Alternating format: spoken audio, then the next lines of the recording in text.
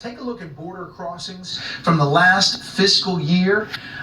More than 2 million migrant encounters along the southern border with Mexico, the Mexico border, nearly 200,000 in the northern border with the U.S. border with Canada. As we look at the situation of where these folks are coming from, among countries that Customs and Border Protection keep data on, most crossing from the north are from India. Actually, around 44,000, more than 36,000 were Canadian nationals. Canada has promised $1.3 billion for border security. It includes new helicopters, technology, 10,000 frontline personnel, and also appointing a fentanyl czar. Speaking of fentanyl, more fentanyl is seized at the southern border than the north. If you take a look at this, 21,000 pounds in the southern border and just 43 pounds of fentanyl, which is still significant, but much less than the southern border when it comes to fentanyl crossing. Cartels often purchase chemicals to make fentanyl from China,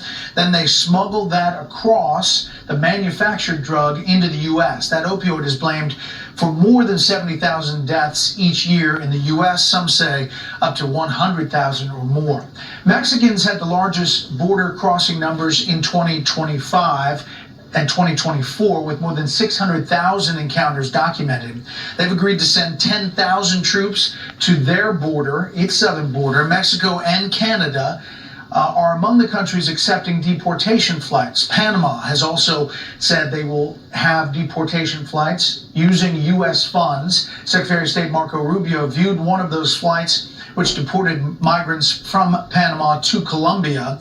El Salvador's president also saying yesterday that his country will accept deportees of any nationality from the U.S. U.S. is also dedicating more resources to the border, surveillance aircraft collecting intelligence along the southern border in cities across the country. ICE raids that you're seeing day by day are ramping up as well. And we're getting new information tonight about the initial response to President Trump's immigration reform policy. Encounters on the southern border, as we've been saying, are down significantly. Immigration enforcement, however, appears significantly up. Correspondent Brooke Taylor shows us tonight. Brett, DPS in Texas just released the number of illegal migrant encounters at the southern border. Overall, in all 9 sectors, that number continues to drop below 500. That is the first time in years. ICE raids hit Denver and Aurora, Colorado this morning. More than 100 members of the violent Venezuelan Tren de Aragua gang targeted in Aurora, according to ICE. You have the right to remain silent. Similar scenes playing out across the country, in Seattle and in southern New Hampshire. The DEA says their multi-agency enforcement operation targeted criminal aliens trafficking drugs. At the southern border, illegal encounters continue to go down, and powerful cartels are feeling threatened. It makes it a very volatile situation working along the border, because we do know for a fact the cartels have threatened law enforcement, especially when it comes to decreasing the number of people on the border. When you're going after drugs, that's going to impact their profits, that's going to impact the cartels, and with that, we can expect to see an escalation from threats from the cartels. The first group of 10 illegal migrants landed in Guantanamo Bay on Tuesday night. DHS says the illegal migrants are part of Tren de Aragua. They'll be kept in an area used for migrants in the past, separate from the detention center where 9/11 planners are being held. Just an example of the kind of creative, unconventional thinking that the president has brought back to Washington to serve American interests, to get dangerous and violent migrants off of our streets and back to their home countries. And ICE officials tell Fox News that they did make a handful of arrests in Aurora, Colorado today, but their operation targeting more than 100 TDA members fell way short, all thanks to media leaks. ICE officials, though, say they're not going to let this stop their efforts. Brett. Brooke Taylor, live in Dallas. Brooke, thanks.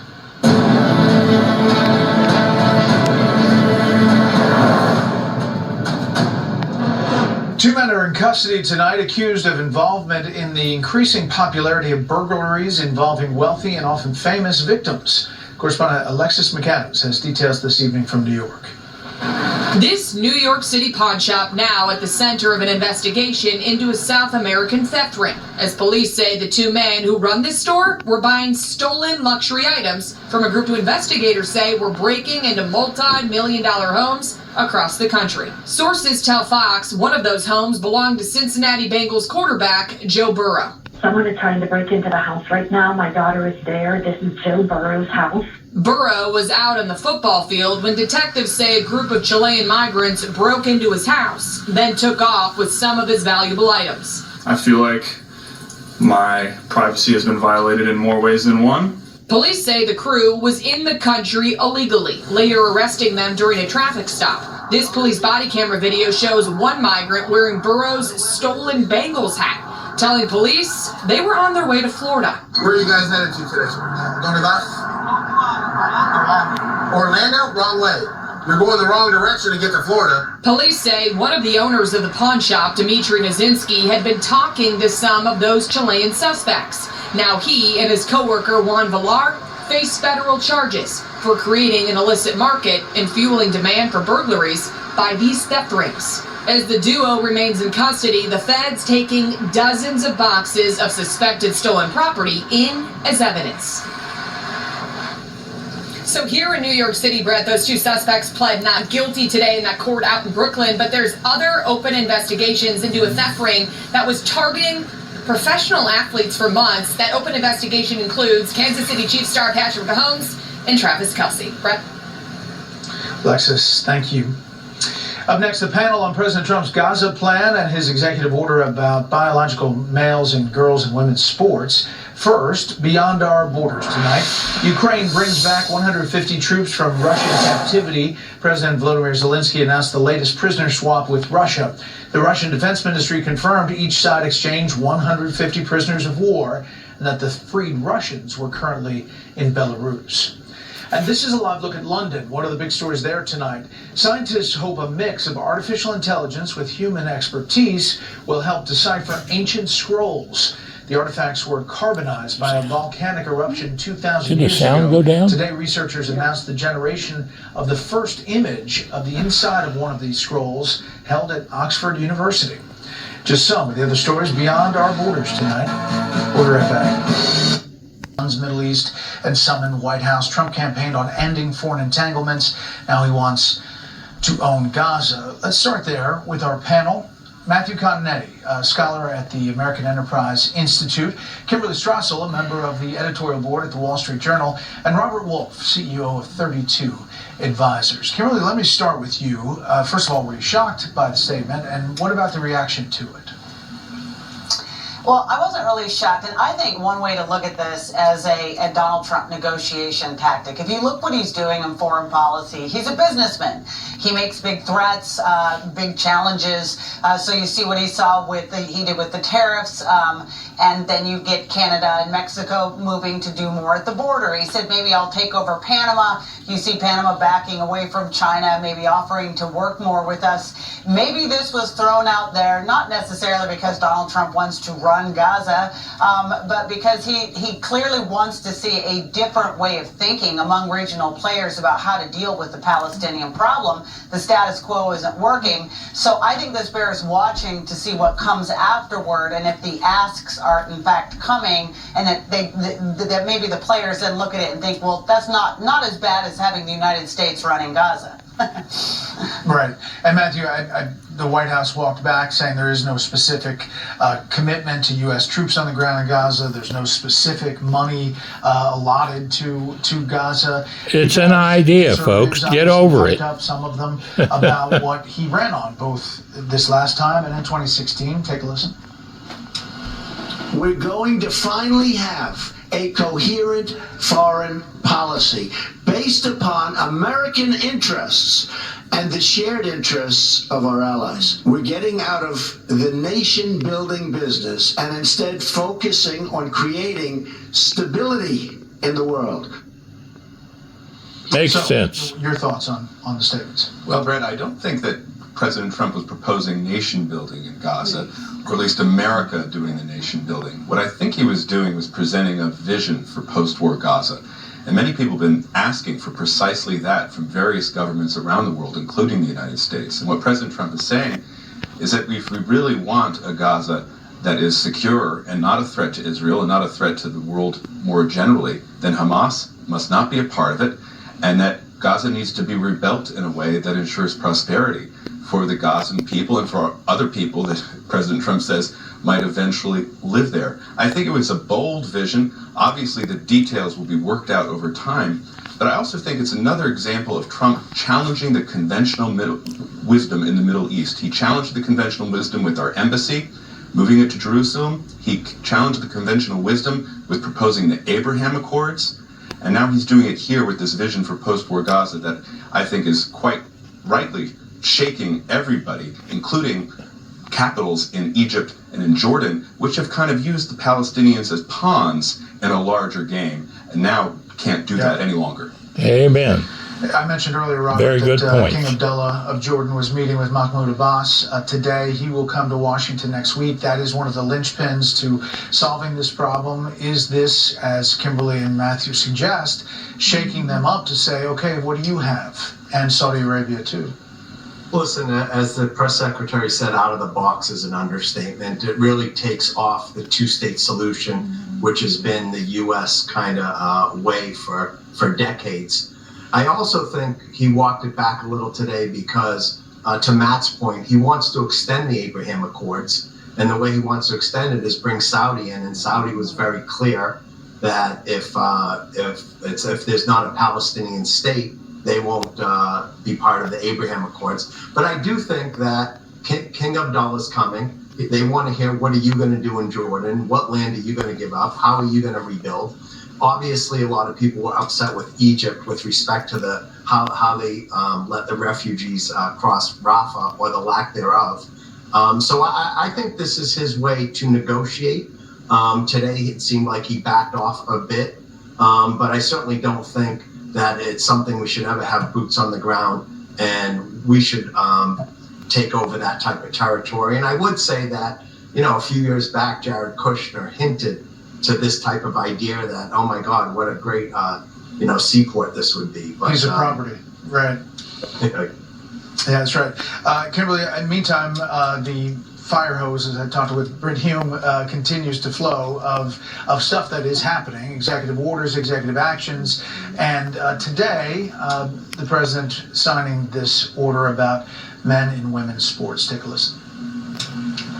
We're putting every school receiving taxpayer dollars on notice that if you let men take over women's sports teams or invade your locker rooms, you will be investigated for violations of Title IX and risk your federal funding. There will be no federal funding.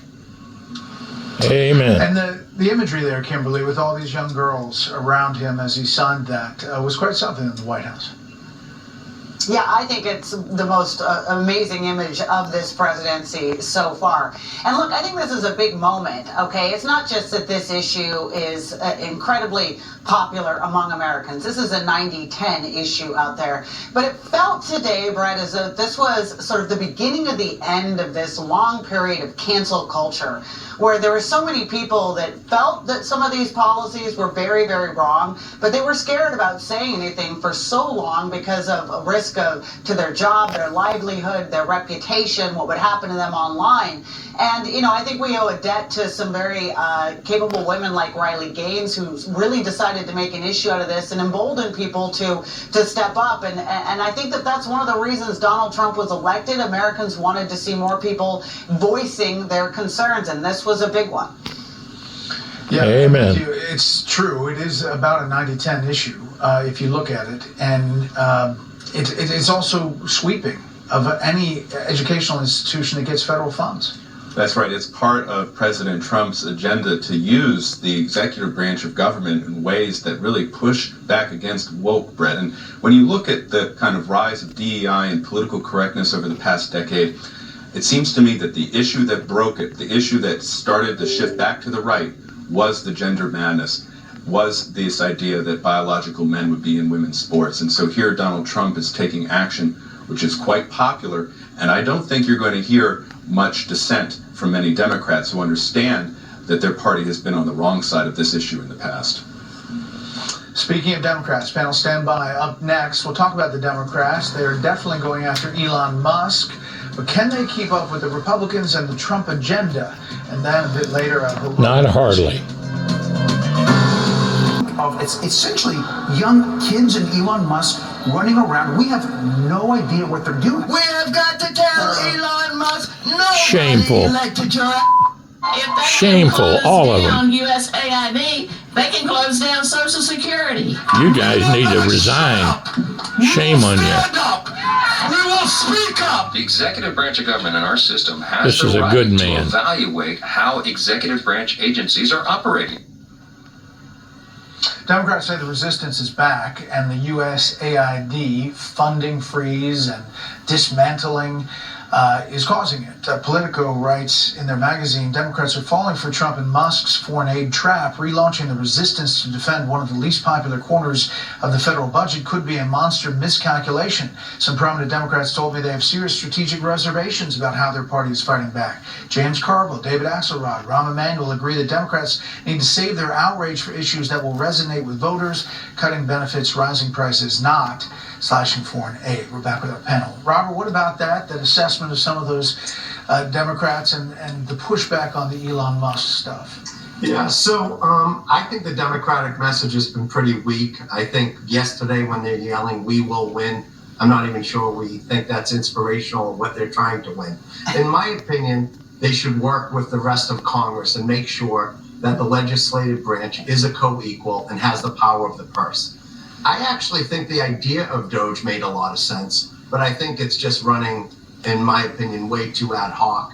Seems to be just, throwing darts and see what sticks. I think it should be more prescriptive. I don't have an issue that they're challenging, budget line items or programs like USAID, but it should be prescriptive. There are some things that make sense and some things that don't. And I'm surprised that all of Congress, both the GOP and the Democrats, are rolling over when this is really the most power they have is the power of the purse.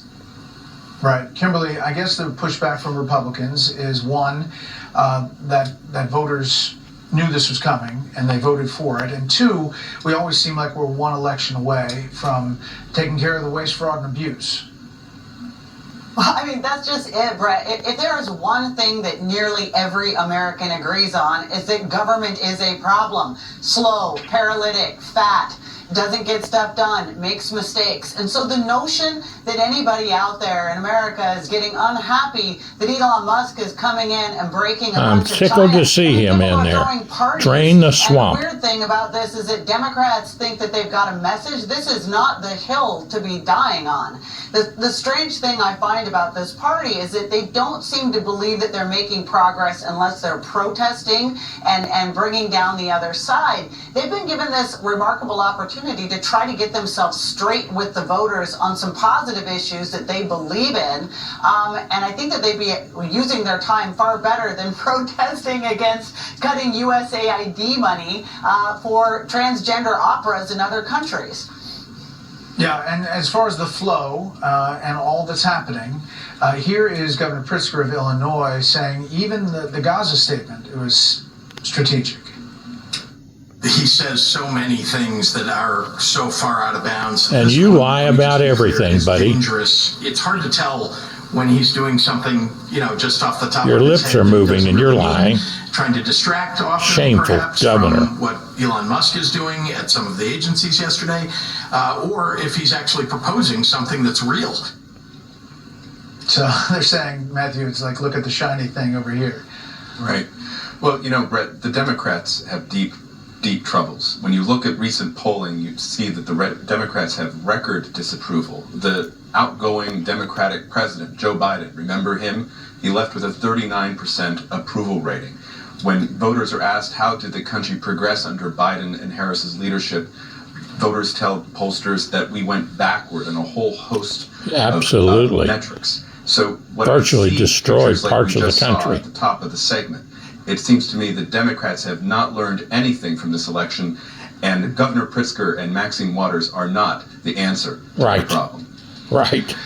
Shameful. Thanks. At the beginning of this segment, there was a Super Bowl ad with me and Sean Hannity, and a lot of fun. It was tough for me to wear the Philadelphia Eagles jersey, but there were also a lot of bloopers making that thing. You want me to look to Brett or look straight? It's the cape that really sells it. So does he start the line after the cape? We should do this more often. Little humor. I like them. It was fun. It was good. It really was good. Thanks to Sean, and it'll run in the Super Bowl. What happened? You told me to rewind it. Yeah. Good evening, everyone. I'm Laura Ingram. This is the Ingram Angle. Thank you, as always, for joining us. All right, with today's executive order, Donald Trump has officially cemented his place in history as the most pro-female president ever. The war on women's sports is over.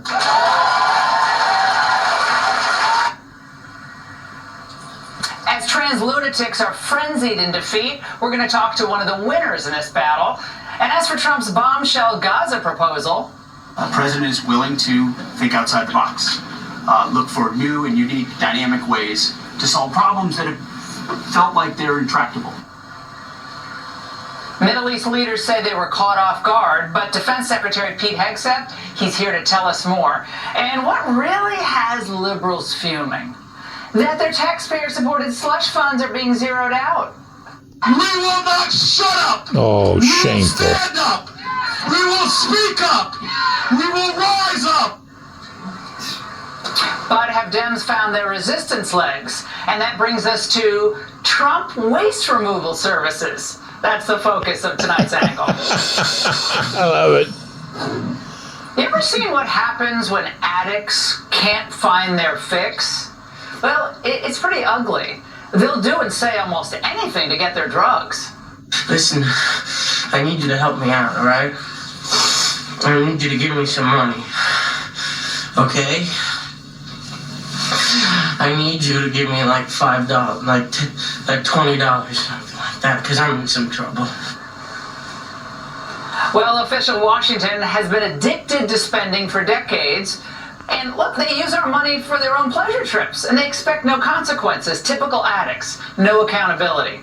And when their supply is threatened, they rant, rave, and babble. Oh, boy. Foreign aid isn't popular with the public. They don't know how much we spend on it. Well, I say to that is where we have to make a stand. Because without that, we have no country. We have no country without what exactly? Well, what exactly? Without the types of projects that USAID funds. They're totally unrelated to this president's priorities. USAID awarded $2 million to strengthen trans-led organizations to deliver gender-affirming health care in Guatemala. USAID awarded $1.5 million for providing a gender-sensitive response to migration at the Venezuelan border. USAID awarded $4.3 million on October 1st, 2023 to a group to fund comprehensive health services for men having sex with other men in South Africa. Oh, jeez. These Give me a folks are break. junkies, not Nancy Mace. The people want to spend the money. Because without taxpayer money to waste, they turn into these complete sputtering fools. They can't heal their own party, but they claim to be able to heal the world? The Republicans, they are losing when they attack our healers. Our healers have been stranded all over the globe. USAID has kept the peace in the globe. We are not colonizers. We are supposed to be a democracy. We honestly must ask this party to reevaluate its own relationship with God. Her party, which fights for partial birth abortion, I don't find that anywhere in the Bible. surgeries for minors, is going to accuse others of being godless for not blowing billions on climate and gender boondoggles. Look at them, acting like idiots. The definition of incoherent. A political movement that obsessed on this. We have to calm the rhetoric down. We have to make sure that we treat each other with respect Sheesh, give me a break, buddy. You lost respect a long time ago. Has increased his violent rhetoric, Donald Trump has, about... And you haven't?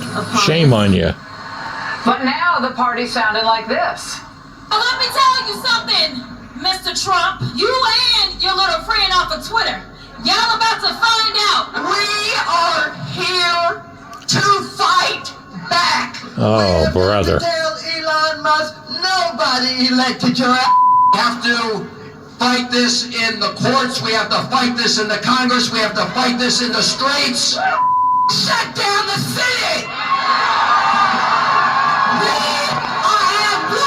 Shut down the city. So that's going to help a lot, isn't it? For decades, many of us have complained about the do-nothing Republicans.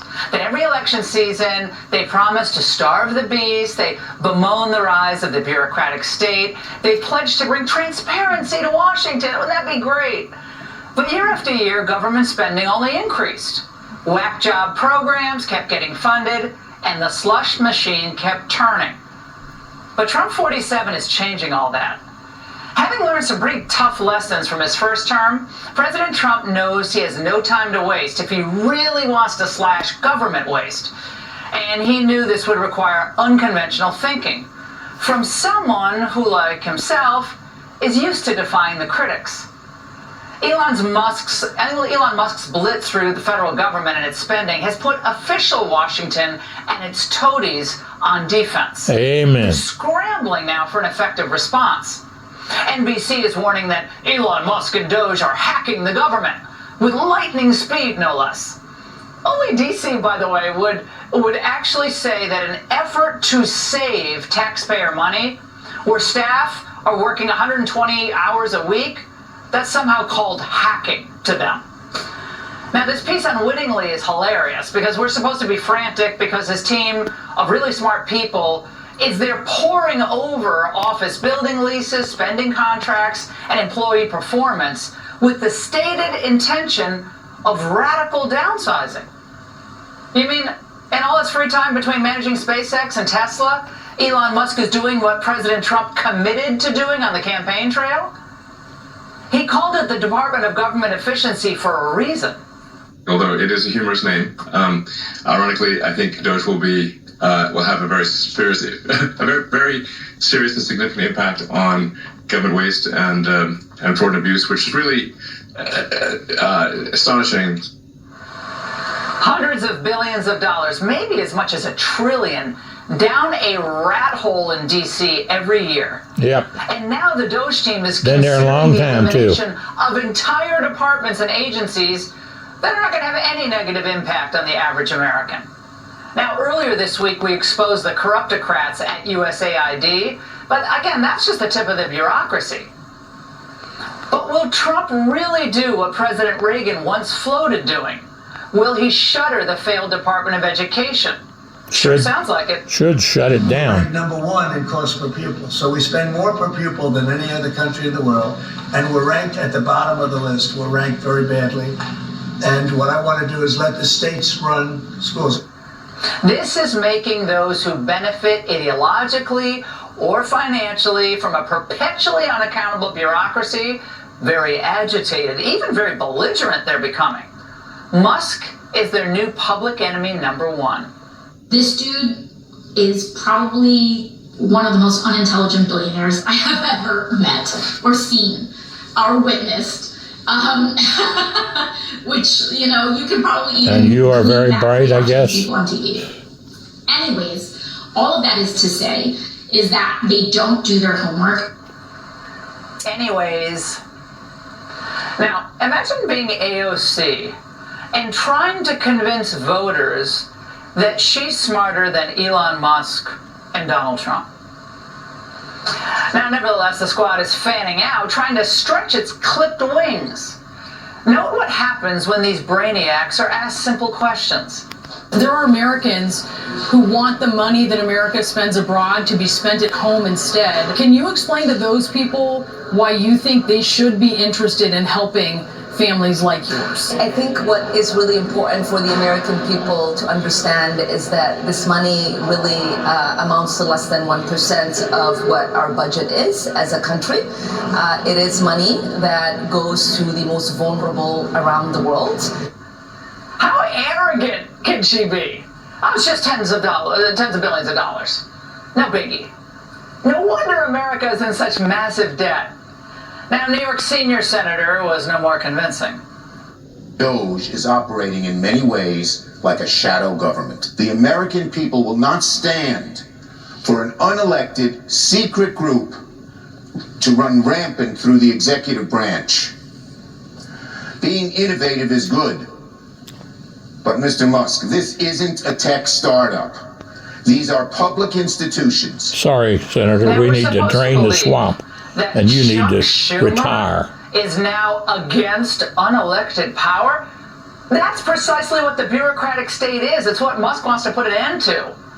Yeah, all those independent agencies that run around like the people elected them, OPM, CFPB, the USAID, operate without any oversight and waste money that Congress never specifically authorized.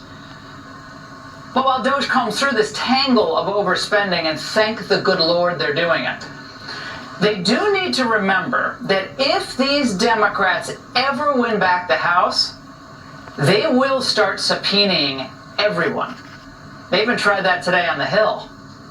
Who is this unelected billionaire that he can attempt to dismantle federal agencies, fire people, transfer them, offer them early retirement, and have sweeping changes to agencies without any congressional review, given his prominence and his importance?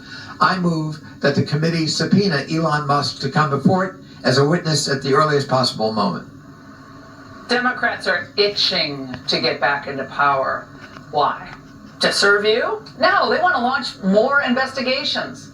Yeah, re-weaponize the government. And they'll do it. They will try to bankrupt all of the Doge staffers. They probably couldn't do it to Musk. But look, if they could put him in jail, I have no doubt they would. But we must not let that happen. Now, moving toward the midterms, and they're right around the corner, believe it or not, the overriding question for voters must end up being, who governs the country? The bureaucrats or the people? That's right. Vance and the We Doge need the team people. believe that you should govern the country through your elected leaders. And right now, they're busy replacing a legacy of public cynicism and distrust of government with a new era of transparency and common sense. Right. It's about time. Yeah, and you're that's right. the angle. This is just the beginning. If Doge attacks USAID today, then you can be sure they'll move on to another target tomorrow. Who knows? Maybe it'll be the Postal Service or the IRS. Oh, thanks for the idea, Chuck. Well, sounds like Elon Musk was listening. He teased an audit of the IRS on X, asking in a poll if the agency should be next. 51% said yes, and nearly 41% said F yes. Only 8% said no.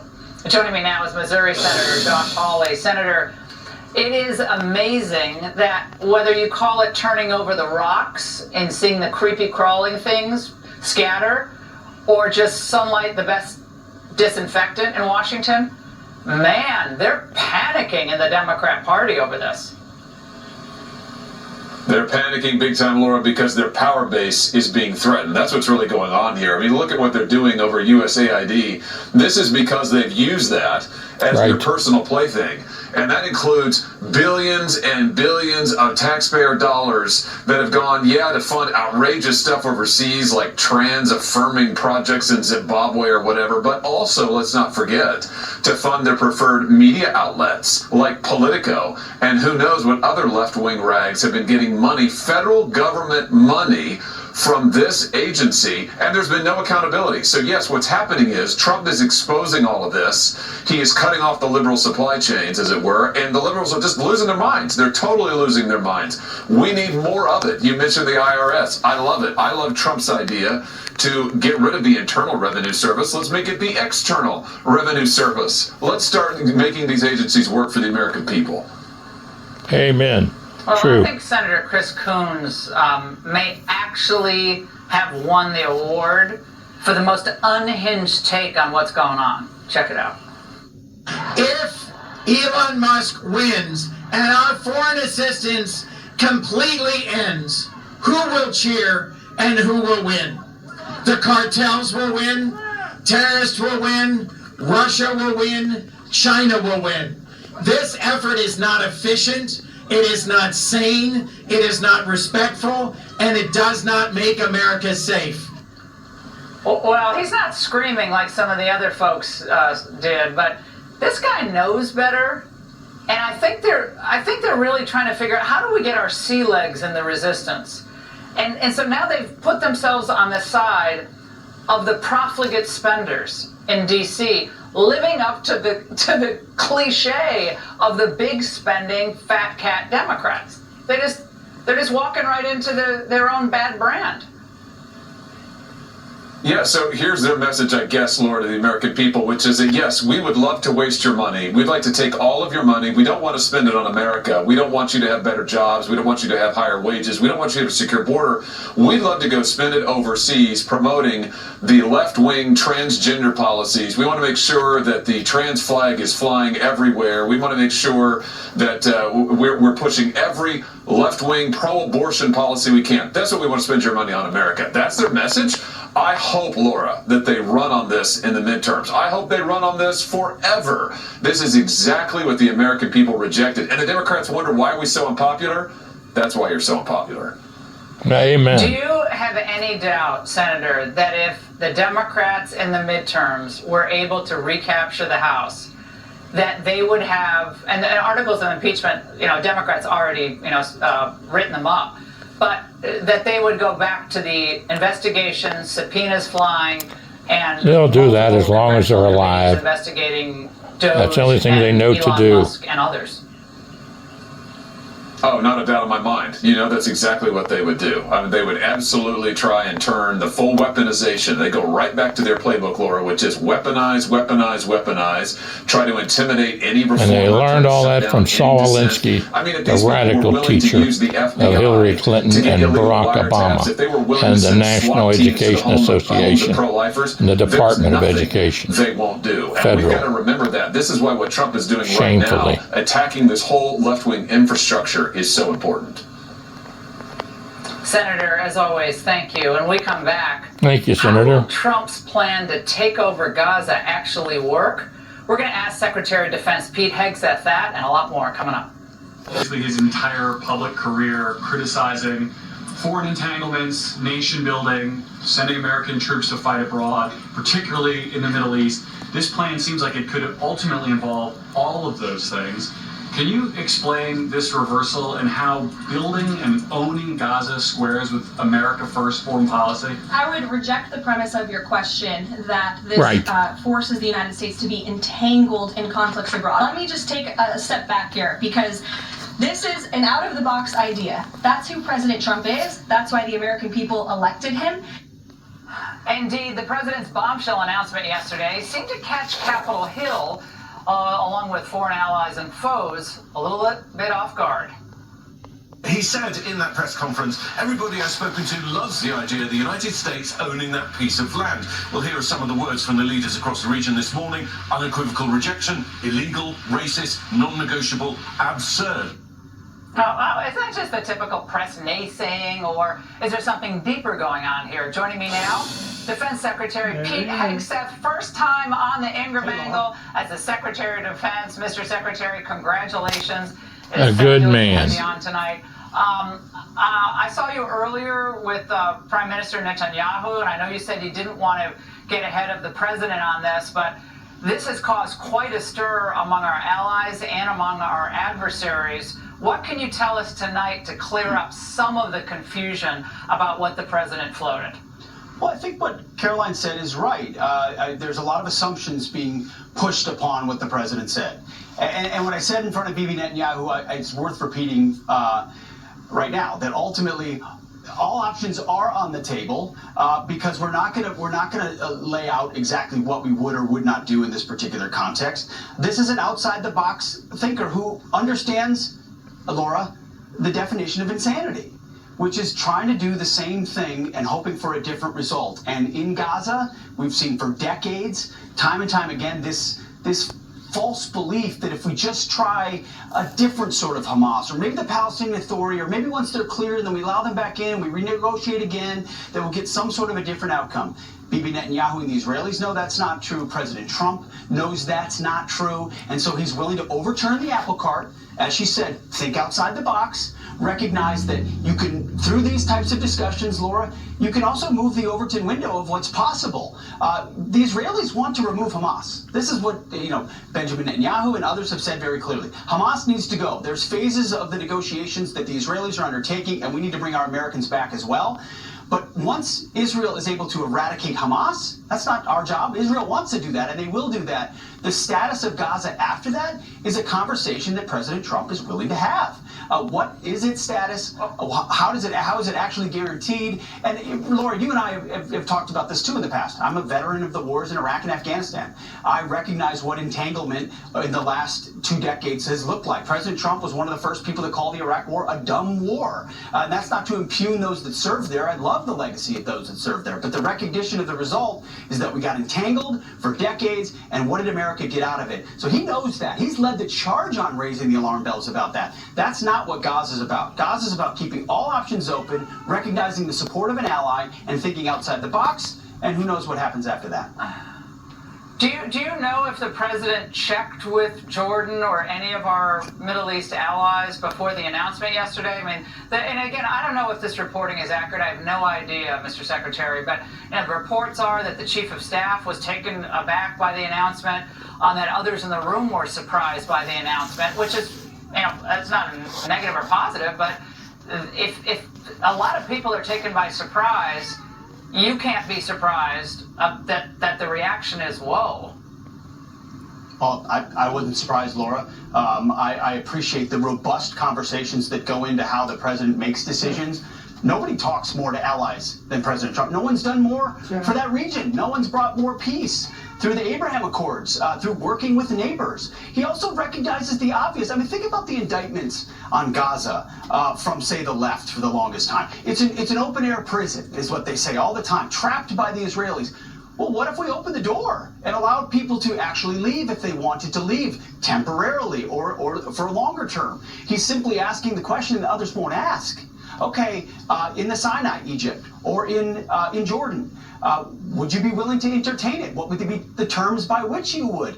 I know he's had those conversations. I know he's willing to have them. He's also talked about other countries being willing to open their doors and recognize reality as far as helping to fund those types of things. So it's been a static conversation for far too long, which is why I think you saw Prime Minister Benjamin Netanyahu right next to him saying, this is a disruptor, outside-the-box thinker. We need new ideas in a place where it hasn't been disrupted for a long time. So there are people that would be caught off guard. That's something the president's willing to manage. But those of us that were there at the press conference, we're not surprised that he'd think differently, because that's what he got elected to do.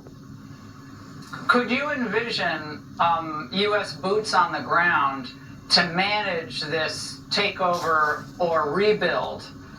Would that be a possibility? So, Laura, I think we're a very long way from that. And part of this conversation would be robust discussions that I would have as the Secretary of Defense with the President, with the National Security Advisor, with the Secretary of State, with our allies and partners. That's a long conversation. But ultimately, what I know in sitting with Prime Minister Netanyahu and the Israelis is they want to finish the job against Hamas. They want to finish the job against Hamas. They want to eradicate those responsible for what happened on October 7th. They want to clear that out. They want to get the hostages back. And as their ally, we want to support them in doing so. You bring peace by eradicating terrorists who seek the destruction of Israel. That's how you bring peace. And so I support that. What happens after that is a longer conversation. And hopefully, in every case, and the President would acknowledge this, you don't want to have to use American boots at all if you don't have to. That's my preference, having been there, of course. That's your preference. But you don't pull away options when the president's looking to think outside the box. Mr. Secretary, it was phenomenal news on the Army recruitment numbers. The president, brought it up today during the EO signing in the White House. It's phenomenal. It doesn't surprise me one bit. But now we're learning about the illegals being sent to Gitmo, and I know a lot of legal action against that is planned. You've spent time at Gitmo, you know it very well. I'm looking forward to going there with you because that is a brilliant idea to remove this problem from the United States. What do you expect the U.S. response will be, and will it be successful against these lawsuits about the movement of these illegals to Gitmo? Well, let's do it, Laura. I welcome the opportunity to go there for you to see it firsthand. As you said, I spent a year there as a guard, guarding 600 or 700 Al-Qaeda Taliban types. It's a phenomenal facility built for this, which is why from the beginning I said, it's the perfect place. You've got the hardened facility for Tren de Aragua, violent gang member types who need that kind of lockdown. And then you have on the other side of the island of Guantanamo Bay Naval Station, a place built for migrants, for those who peacefully are going to be extricated out of the United States. We know there will be legal challenges. Here's what we know, what President Trump knows, is that border security and internal enforcement is national security because we were invaded for the last 4 years under Joe Biden. Tens of millions of people entered our country. We have no idea who they are. We're going to find those here illegally, prioritizing those with violent or sketchy past, and use Guantanamo Bay as a transit way to remove them and send them back to their home country. And I'll tell you this, Laura, I was down at the border on Monday, and you talked about the recruiting numbers. The morale of our military is sky high for two key reasons. It's incredible. First of all, it's the Donald Trump effect. It's the President Trump effect. They want to serve under a commander-in-chief they know will have their backs. That's number one. And number two, they're defending our homeland, Laura. I mean, we've spent 2 decades guarding other people's borders. And when you meet these men and women on our border in real time, able to defend their communities, their families, their churches, their school, they love that. They're motivated by that. And they know we will have their back. So this is part of a real solution to a real problem that the president promised the American people, and he's delivering. So will there be legal battles? That's what they always do. But we know we're standing on high ground. The military is capable and able to do this, and we're excited to be a part of it. And Mr. Secretary, I know you're involved in the conversations about that horrific accident at Reagan National Airport, Black Hawk helicopter involved with that. Do we know anything more about why perhaps that Black Hawk was flying at an altitude that it shouldn't have been flying at? And of course, concerns among the public with the deep mourning for all those lost about whether pilot error or tower error had anything to do with this. Do we know? The investigation is ongoing, Laura. We have learned more because of black boxes and tower communications. It appears there was some sort of altitude issue. I don't want to get any further than that out of respect to all the families involved, all those who deserve a fair and thorough investigation. I had a chance to talk to the 3 families of the soldiers that were lost. Obviously, they're devastated, absolutely devastated. We pray for them. We pray for all those on that airline. And we're taking steps along with Sean Duffy at Transportation and the FAA to ensure that that area around Reagan National is treated differently so that something like that does not happen again. Because flying in anywhere should be safe and just a second, not even a second thought. So we're doing both the FAA investigation, but also our own internal. And when we know, you will know. We want to be fully transparent about this. All right, Mr. Secretary. Great to have you on the angle. Come back a lot. Look forward to hitting Gitmo with you. Thank you so much. All right, and